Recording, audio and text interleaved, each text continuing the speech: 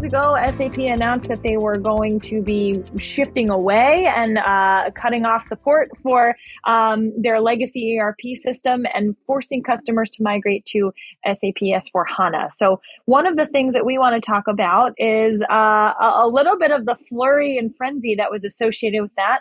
Happens in 2027, so we've still got 5 years left on that 7-year journey. But why is this, I mean, from your perspective, why is it causing chaos across IT resources everywhere? Yeah, Kate, that's a great question. And I think that the best answer to that is that any kind of unplanned or unanticipated change to a system is always something that IT is having to deal with. But this is a core system. Normally, SAP is the centralized hub, if you will, the ERP, the heart of a lot of these organizations and their technology stack. So while it's great that you're able to have a 7-year plus kind of horizon when it comes to doing some of these migrations, there's a lot to consider because of all the dependencies and all of the different systems and processes that are actually touching this core system. So it's really tough for these leaders to start, balancing the differences between their strategic and their more tactical backlogs when more of these kind of bigger ticket items get thrown into the mix of something that they really don't have a choice but to ignore. And so I think that there's a huge kind of modernization exercise that goes on when it comes to looking at not only replacing SAP, but also what are all the other systems that touch SAP that I also now have to migrate or have to update and maintain to be compatible with the new system. I think you've hit it spot on, right? And I think it's part of the reason why when you look at it from the outside, 7 years sounds like a long time. But the reality is it's probably something that teams need to be worrying about when the news first came out. So how does one plan? I mean, what are some of the things where if you were thinking about this, right, if you were in your, let's say, take that field out and you were a CTO, right, what are some of the things that you're thinking, hey, I've got to think about and consider this along my digital migration journey or digital transformation journey? What are some of the things that you're thinking I've got to start thinking about this year if we were to just put you in a seat today? The things that, if I was in that seat or that I was counseling other CTOs or CIOs when I actually do talk to them about these kinds of topics is that let's not think of this as a mandatory or some big necessary evil that has to happen. Because the truth of the matter is, this migration can actually unlock a lot of value and a lot of benefit for the business that aligns back to some of the strategic priorities that you probably already are being kind of tasked with from your leadership. It's an opportunity as a part of a modernization exercise to kind of shift the business left a little bit more and to provide a more cloud native approach to the business and really be a strategic partner to the other lines of business that are out there. And so what I would say here is that a lot of these bigger companies have already at least started considering this move, or if actually some have already completed it because the solution was out there before it was even mandated. And the reason for that is because they're unlocking all of this value that the cloud and this new solution brings to the business. So my counsel to customers that are, if I was in this seat myself, would be to, hey, let's start looking at how can we take this thing that we have to get done, but turn it into something that ultimately unlocks as much potential for our business as possible. And do that by looking at where a process is broken or where have we done things that we've had to do because of the limitations of the technology in the past, and start looking for opportunities to streamline cost, remove inefficiencies, maybe get rid of some redundant solutions through a solution rationalization exercise. Because all of these satellite systems that are touching this SAP platform, they're likely going to have to be modernized as well as a part of that shift. So let's focus in on which systems we want to modernize and which ones we don't.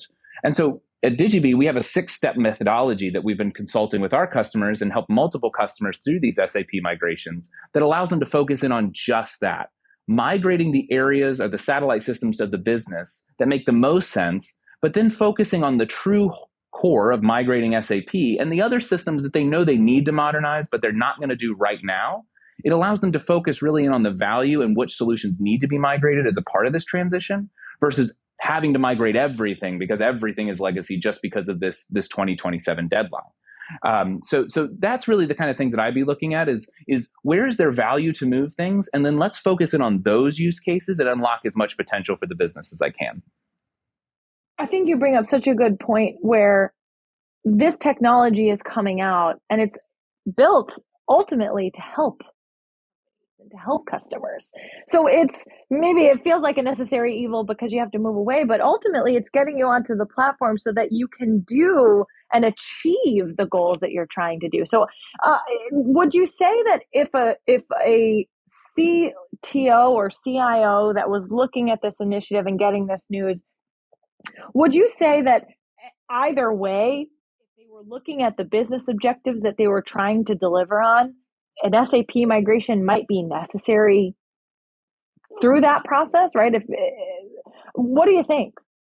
Yeah, and I think that that's why some customers and a lot of SAP customers have already done this migration. They've already unlocking the value that S4 HANA is bringing over their on-prem solutions. And that's because some of these other tangential systems that are out there are also modernizing. So it also becomes a little bit of a burden, actually not a little bit, a lot of a burden without a platform or without the right framework to be able to integrate these more modern satellite systems to now a legacy SAP. So the business is going to keep rolling, and as everything becomes more cloud native, it just makes more and more sense to embrace that. I think right now what you're going to see are the companies that are really struggling or really stressed about that 2027 deadline are the ones that have these complex dependencies that are on-prem or that are on other protocols that aren't either in the budget or they're not possible for some reason or another to be able to be migrated. And that's where you really need to start looking at, hey, are there other cloud native solutions like our platform that it could actually help bridge that gap and that divide? So you're not kind of tied into not only migrating SAP by 2027, but every single other system that's out there. And so I think that that's something that companies, as they're continuing to shift, that's something that they need to consider. I think you're spot on. And one of the things you made me think of is, and I think you even alluded to this earlier, but when we think about a transformation or a migration, I think there's this competing scenario where we're saying, do we need to do a big bang approach? Or is it more of like the tortoise and the hare where we're thinking slow and steady wins the race? Uh, do you think that there's room for both? I mean, do you lean in toward one versus the other? You know, it's interesting. Everybody starts out with the best intentions of digital transformation, but I always counsel people to remember that digital transformation is a journey, not a destination. And as much as you want to be as strategic as possible, there's a line where there's a diminishing rate of returns for modernizing completely everything just because we can. So going back to the value, or because we should, right? Going back to the value of should we be doing those kinds of things versus, can we do those kinds of things? And understanding what's going to ultimately drive the most impact. And that's where CIOs and CTOs now are becoming, as the world becomes more digital, becoming true strategic partners for the CFO, for the CEO, because so many areas of the business are technology. And a lot of companies today, their systems are actually the biggest bottlenecks for them being able to grow, for to be able to all these other senior executives to be able to reach their objectives, whether it's HR or it's sales. And so I think that the core point here is what's ultimately going to move that business forward. And most companies, even the largest and the most digital companies that are out there, are taking a hybrid approach when it comes to these cloud migration journeys of saying, hey, where are we going to get the benefit of the cloud? And it's going to make the most sense to the business, either from a cost reduction or from an agility perspective, to do a more strategic, not just a lift and shift, but almost a rewrite or a refactor to take the goodness of the cloud into consideration. And where is it acceptable right now to either have the systems that we have in place or lift and shift those and put those into the cloud, knowing that someday in our future roadmap, we're going to be addressing them. And so most companies that I'm working with have a 3-ish to 5-year kind of roadmap. And that's why it's becoming very important right now to understand as it gets closer and closer, that plan needs to get more and more tactical. So when you're looking down the barrel of a deadline in 2027, that's starting to encroach on those 5-year plans for many people. And then because we all know things can go wrong, you want to go ahead and do that way before that kind of deadline is anywhere near. So as CIOs are kind of plotting these timelines out, it's really important to understand the value of and use that as a piece of that strategic versus tactical lift and shift. I think spot on, but also in the timeline, right? 3 to 5 years. I can't believe that we're headed almost into the back of 2022 at this point, right? Year flew by. Feels like it flew by. I feel like it's still 2020. I don't know what year it is, but anyway, definitely something we want to think about. And I think I know the answer to my last question, which is if you had advice, one piece of advice for someone that was looking to complete this migration, who just sat in this seat, what would be the one thing that you would say, hey, go do this now, right? Go do this one thing right away. So the biggest piece of advice that I'd give here is don't think that you have to reinvent the wheel or that you're doing this alone. There are many companies that have already completed this migration that probably have more technical debt, more complexities than you do. And let's leverage their success and their failures to understand what makes the most sense for you so that you're not reinventing the wheel. And so what I mean by that is we've developed a 6-step methodology here at Digibee that is tried, true, and tested across multiple customers. And we can leverage that same framework to help our customers or any customer migrate from an on-prem solution to the cloud, no matter if it's SAP or another solution.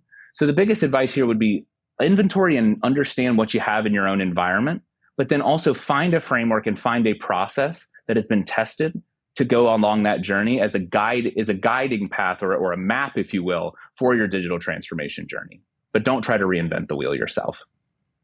Love that. And I think it's, in all of our own journeys, we want to take the road less traveled. However, for this one, we want to take the path that's already established. Let's make it easier for ourselves. I love that takeaway.